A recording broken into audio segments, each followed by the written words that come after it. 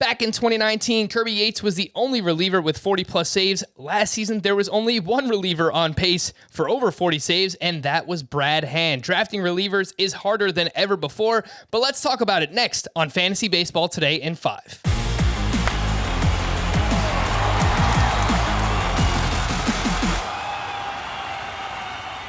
Welcome into Fantasy Baseball Today in 5, a podcast that gets you caught up fast on the fantasy news and advice that you need to know. Follow and stream us on Spotify and anywhere else podcasts are found. Today is Tuesday, March 2nd. I am Frank Stanfield, joined by Chris Towers. Let's talk about our relief pitcher strategy, Chris.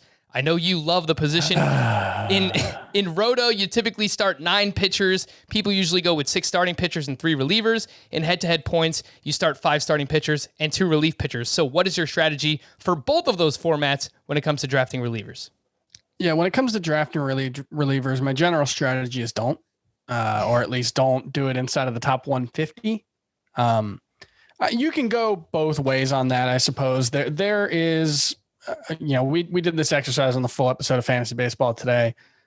12 closers who we feel confident will be the closer to start the season, and maybe another 6 or 7 who we think will probably be the closers. I do a little math in your head there. That's about 18 to 19 out of 30 teams who we feel okay that will know who their starter is come the start of the season. You could argue that should move up your Josh Haders, your Liam Hendrickses, your a roll died Chapman, but my strategy is coming off a shortened season. We're dealing with 20 inning sample sizes for the relievers.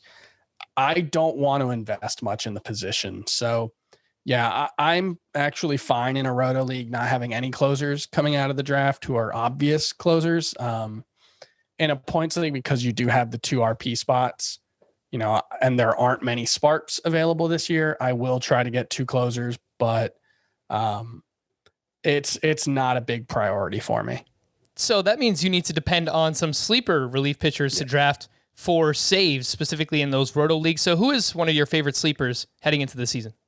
Yeah, let's go with Amir Garrett, Cincinnati Reds hopeful closer, although there is a lot of competition there. Lucas Sims dealing with a forearm/elbow injury does make it a little less likely that Amir Garrett will have that competition, but if he ends up the closer, and I hope he will, he's got the closer mentality. He's a super fun player to root for. He's a super fun player to watch. He tried to fight an entire team once, which I feel like kind of sums up the closer mentality just about as well as anything can.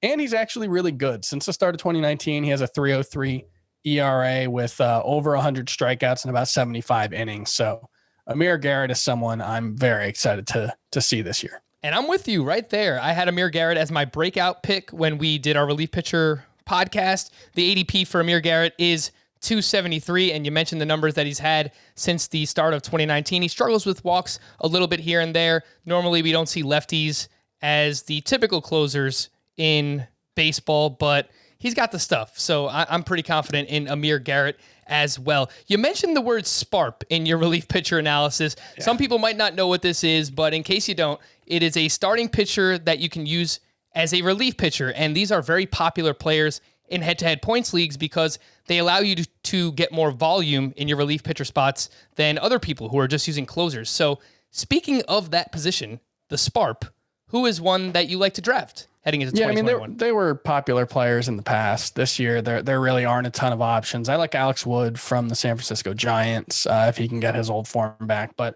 my favorite is AJ Puck, still a rookie-eligible pitcher for the Oakland Athletics.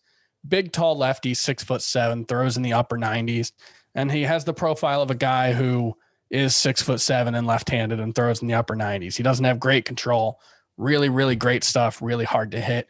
Could be a lot of strikeouts. Could be, very good ratios. It's not clear he'll be in the rotation to start the season, but I would think it won't be too long. He's one of the future aces for the A's, and I love drafting and stashing him with one of my last round picks, AJ Puck. I'll throw a few more Reds in the mix. I guess we're Cincinnati Reds fans here on the podcast, but between TJ Antone and Michael Lorenzen, whoever wins that 5th starter job for the Cincinnati Reds, I think there's some legit swing and miss potential there. So whoever wins that job, I would be looking at as a SPARP in your head-to-head points leagues. For more extensive fantasy baseball coverage, Listen to the full Fantasy Baseball Today podcast on Spotify, Apple Podcasts, Stitcher, your smart speakers, or anywhere else podcasts are found. And thanks for listening to FBT in 5. This is your audio outlet for fantasy news and advice in 5 minutes or fewer. If you enjoyed the pod, please leave a 5-star review on Apple. We'll be back tomorrow morning. Bye-bye.